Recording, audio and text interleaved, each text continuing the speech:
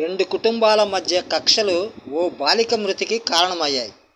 కళ్ళెదుటే తన తల్లిదండ్రులపై జరిగిన దాడిని చూసి భయాందోళనలకు లోనైన కుమార్తె హఠాన్మరణం చెందింది. సూర్యాపేట జిల్లా నాగారం మండలం డి కొత్తపల్లిలో గురువారం రాత్రి ఈ విషాదం చోటు చేసుకుంది.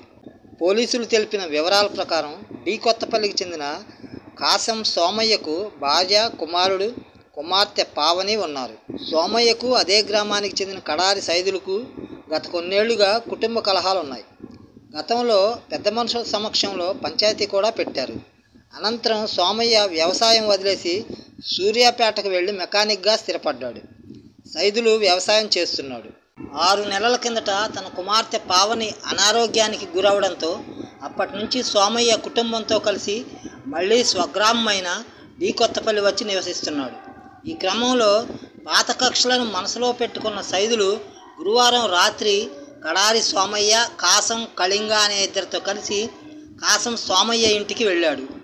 కర్రలు, రాడ్లతో కాసం సోమయ్య దంపతులపై దాడి చేయడంతో వారిద్దరూ గాయపడ్డారు. తల్లిదండ్రులపై జరుగుతున్న దాడిని చూసిన పావని భయభ్రాంతులకు గురై ఒక్కసారిగా కుప్పకూలి మృతి చెందింది. దీంతో నిందితులు అక్కడి నుంచి పరారయ్యారు. కన్నబిడ్డ మరణంతో తల్లిదండ్రులు కన్నీరు మున్నీరయ్యారు. ఘటనా స్థలానికి చేరుకున్న పోలీసులు బాలిక మృతదేహాన్ని ఆసుపత్రికి తరలించారు. గాయపడిన ఇద్దరికి ఆసుపత్రిలో చికిత్స అందించారు.